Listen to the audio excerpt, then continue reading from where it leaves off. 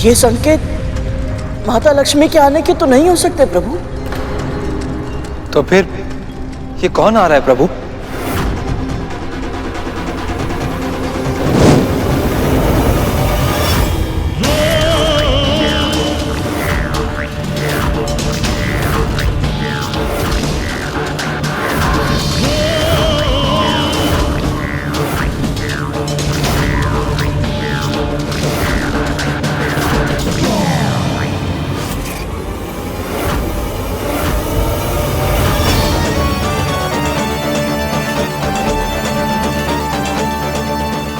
लक्ष्मी,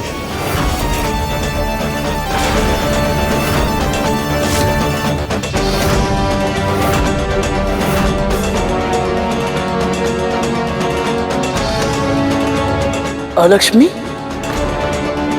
अलक्ष्मी माँ लक्ष्मी की बड़ी बहन है, किंतु गुण और स्वभाव से दोनों ही बिल्कुल विपरीत हैं। यदि माँ लक्ष्मी सुख और समृद्धि की जननी है, तो मां लक्ष्मी दुख और दरिद्रता का प्रतीक है।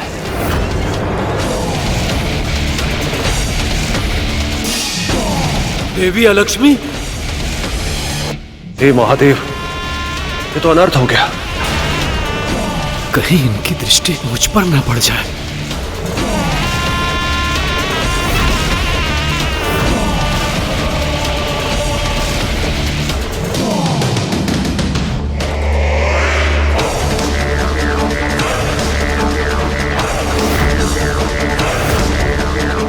प्रभु, ये सभी अलक्ष्मी माँ से इतना भयभीत क्यों हो रहे हैं? क्योंकि इन्हें भय कि यदि इनके जीवन में देवी अलक्ष्मी की छाया भी पड़ गई तो इनके जीवन में दुख और दरिद्रता छा जाएगी।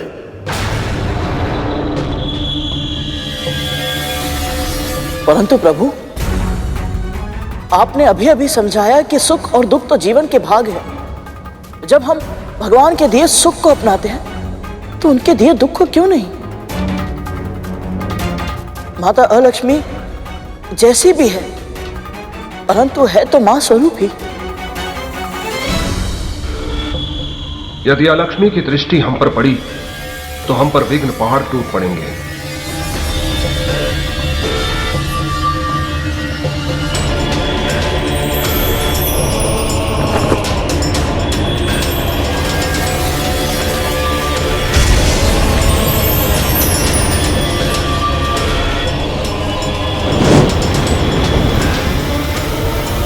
माता लक्ष्मी,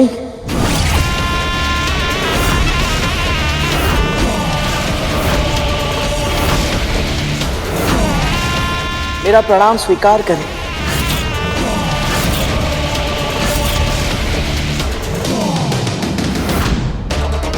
क्या गरुड़ को इस बात का ज्ञान नहीं है कि वो क्या कर रहा है? सभी खुद को अलक्ष्मी के प्रकोप से बचा रहे हैं और ये खुद विपत्ताओं को आमंत्रित कर रहा है।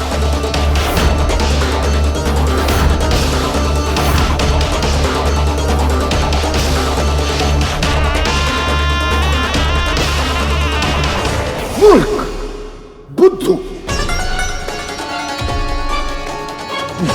तुमने अपने पुत्र को केवल संस्कार दिए, बुद्धि नहीं दी है। पर हुआ क्या है बाबा? आप ऐसा क्यों कह रहे हैं? अभी अभी वो कौवा बता के गया कि समंदर मंथन से लक्ष्मी प्रकट हुई है और तेरे पुत्र ने उनको प्रणाम कर दिया।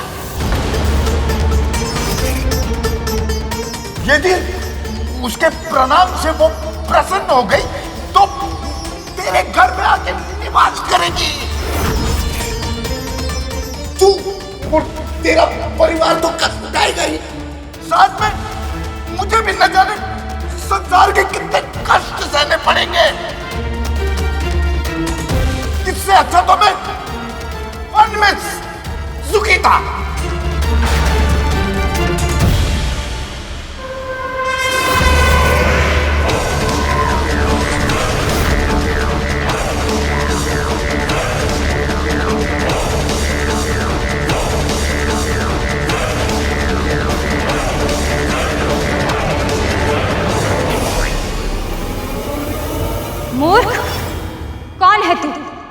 जो मुझे प्रणाम कर रहा है?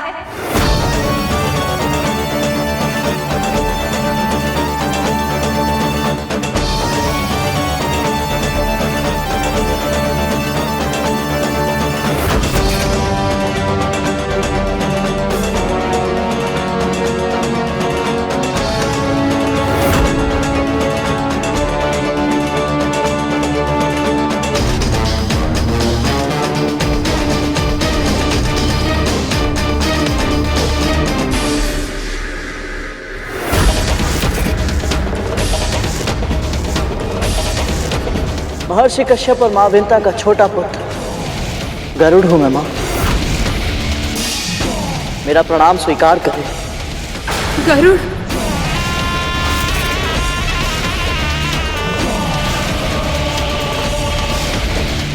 मूर्ख है ये गरुड़, तुझे ज्ञात ही नहीं अभी तूने किस आपदा को निमंत्रण दिया है।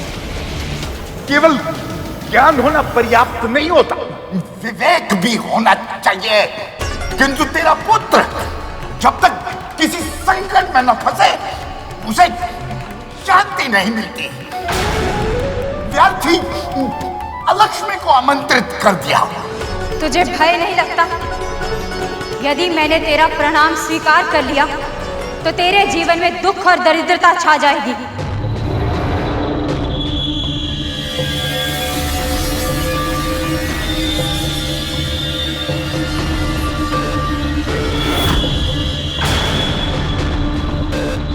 स्वयं को जीवन देने वाली मां को दासी बने देखने से बड़ा दुख और क्या हो सकता है।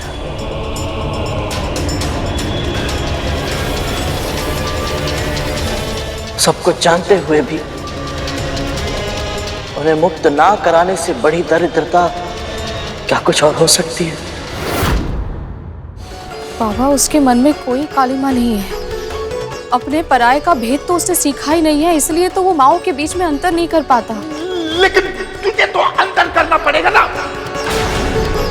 अब यदि उसके कारण आलक्ष्मी तेरे यहाँ निवास करने आ गई तो वो महल देख रही है ना,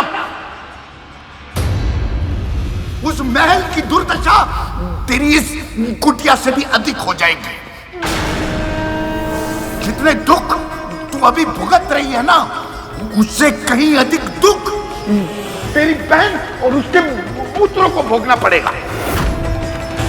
और ये दुख वहीं नहीं रुकेगा, तेरा पता पूछते हुए यहां तक आ जाएगा। तुम सब तो कष्ट भोगोगे ही। तुम सबके साथ आज में गुण की तरफ मैं भी जाऊंगा।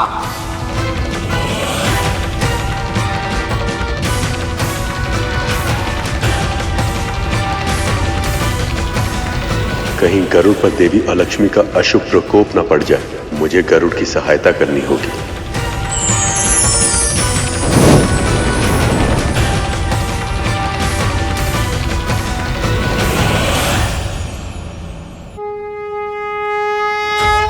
अलक्ष्मी का प्रणाम स्वीकार हो नारायण। आपके मंथन के कारण मैं समुद्र से बाहर तो आ गई, पर देवों और दानवों में से कोई भी मेरे निकट तक नहीं आना चाहता। मैं कहाँ जाऊं नारायण?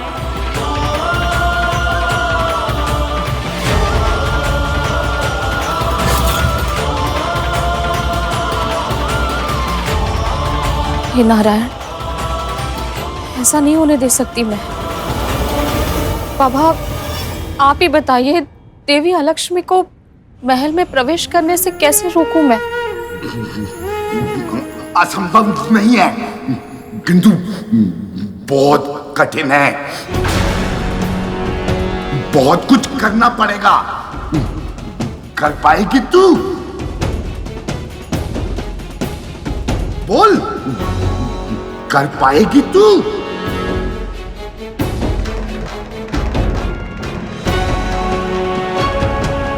जहां जहां देवी लक्ष्मी का जाना असंभव हो, वो सभी स्थान आपके लिए ही हैं।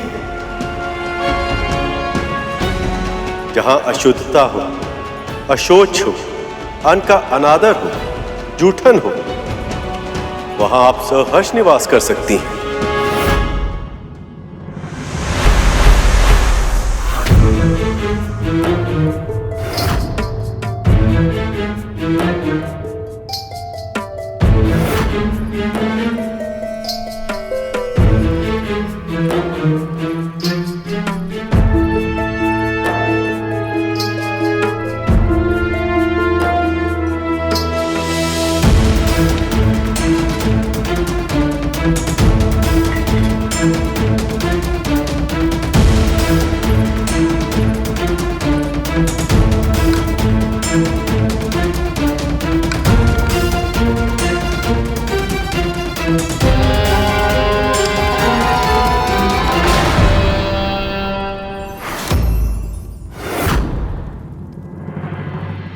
तूने मुझे रोका,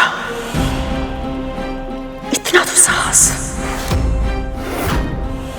जहां सत्य और संस्कार का अनादर होता हो, छोटी छोटी बातों पर कलह और कलेश होता हो, वहां आप निवास कर सकती हैं देवी।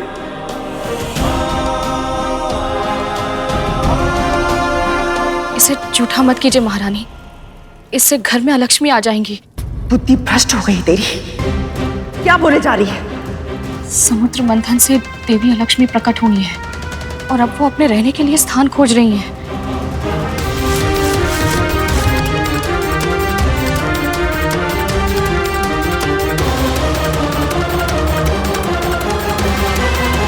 तुझे किसने बताया ये? वो बाबा है ना, उन्हें कौवे ने बताया। क्या कह रही है तू? कौन सा कौवा और क्या बताया उसने? वो सब अभी समझाने का समय नहीं है महारानी। सबसे पहले हमें इस पूरे महल को ठीक से स्वच्छ करना होगा। कहीं भी कोई भी ऐसी वस्तु नहीं होनी चाहिए जो दरिद्रता को आकर्षित करे। कितनी अंधविश्वासी हो गई है तू।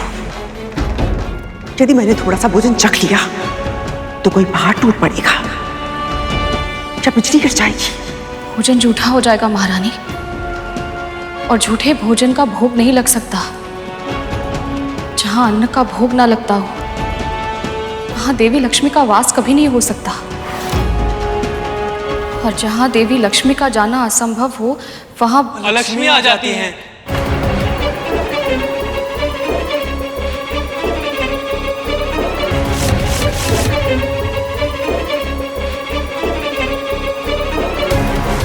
जहां अस्वच्छता इतनी हो कि घर में मकड़ी के जाले लग गए, जहां धूल होती हो, वहां आप निवास कर सकती हैं देवी।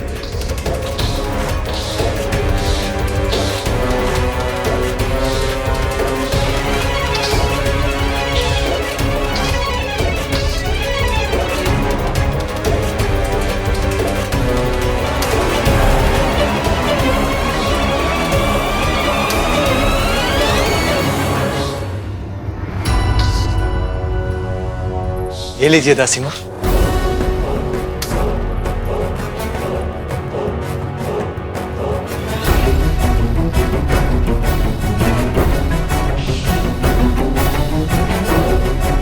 तुम दोनों इसकी सहायता क्यों कर रहे हो?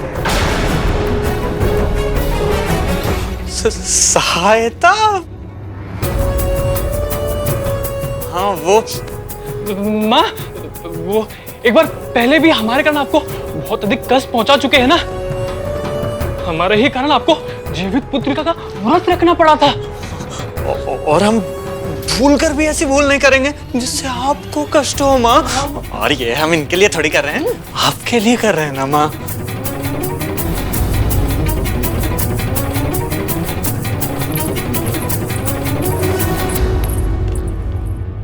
जहां के निवासी पांव धोए बिना आसन पर चढ़ जाते हैं और सदैव अपने पांव हिलाते रहते हैं, वहां भी दरिद्रता आती है।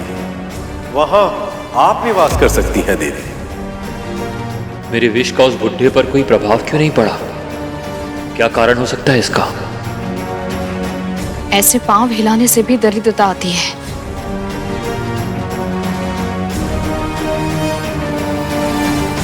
वो कैसे वे माता? पांव हमारी स्थिरता के प्रतीक होते हैं। यदि हम ऐसे लेटकर पांव हिलाते हैं तो इससे हमारी स्थिरता समाप्त होती है और हम अस्थिर होते जाते हैं, और ये हमारे अस्तित्व के लिए संकट बन जाता है। इसी तरह यदि गंदे पांवों के साथ विश्राम किया जाए तो बुरे स्वप्न आते हैं। तब तो कालिया भैया का मुतक्कल से बुरे स्वप्न आ रहे हैं। वो इस बात से चिंतित है कि कहीं उनके विष का प्रभाव समाप्त तो नहीं हो गया। तब तो फिर हमें शीघ्र ही उन्हें रोकना चाहिए। पर कैसे?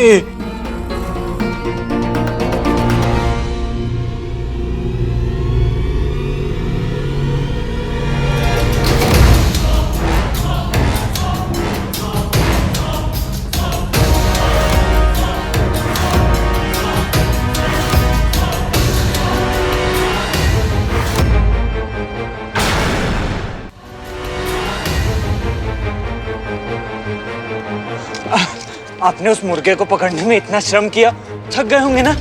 इसलिए सोचा मैं आपके पाँव दबा दें, आपको अच्छा लगेगा। अचानक से इतनी सेवा? नहीं नहीं, कुछ दिनों से सिर्फ अच्छा अच्छा करने का ही मन हो रहा है, तो इसलिए।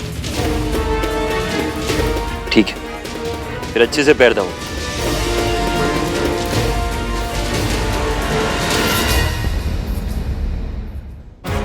सभी अपने घर को तो स्वच्छ रखते हैं, पर अपनी गंदगी, अपने कूड़े को निकालकर बाहर रख देते हैं।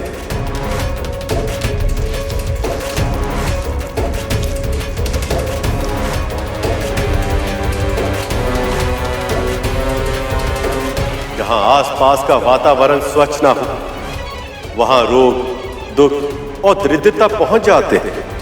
वहां भी आप निवास कर सकती हैं।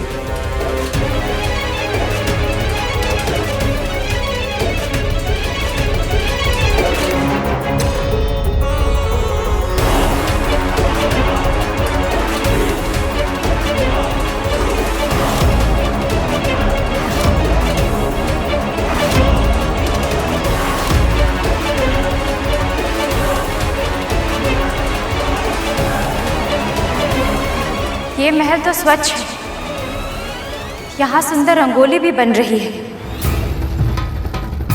सुगंध और शुद्धता भी है। यहाँ के वातावरण में एक शुभ ऊर्जा का वास है। मैं यहाँ नहीं रह सकती।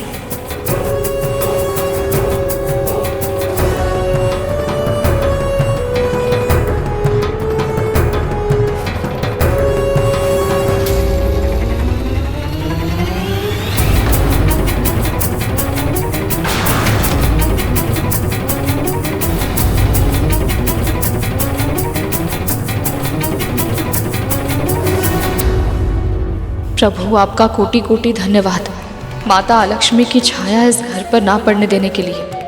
पुत्री, आज तुमने देवी आलक्ष्मी के प्रकोप से अपने आप और अपने परिवार को बचा लिया।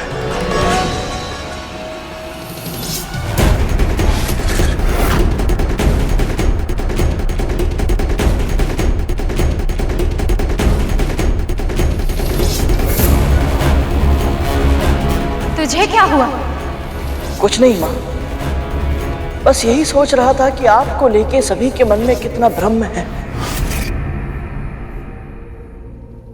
किसी ने आपको कभी समझने का प्रयास ही नहीं किया। आपका स्वभाव तनिक कठोर अवश्य है, परंतु आप हम सभी को प्रेम भी करती हैं। आप अपनी संतानों को और अधिक उत्तम बनने के लिए, अच्छा बनने के लिए प्रेरित करती हैं, और इस तरह आप उनके जीवन में सुख और प्रसन्नता भर देती है। बहुत प्रशंसा कर रहा है, परंतु मैं अच्छी तरह से जानती हूँ कि उनकी दृष्टि में मैं क्या हूँ। ये सब क्या सोचते हैं मेरे बारे में? ऐसा नहीं है माँ। अच्छा, तू समुद्र के भीतर आया था ना, लक्ष्मी से भी मिला था। अब तू ही बता, वो अधिक सुंदर है या मैं?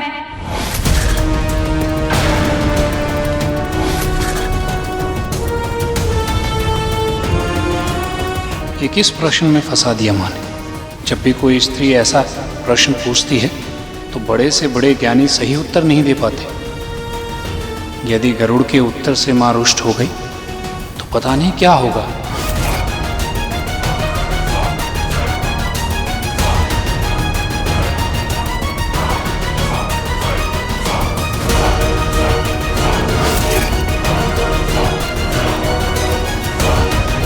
माँ,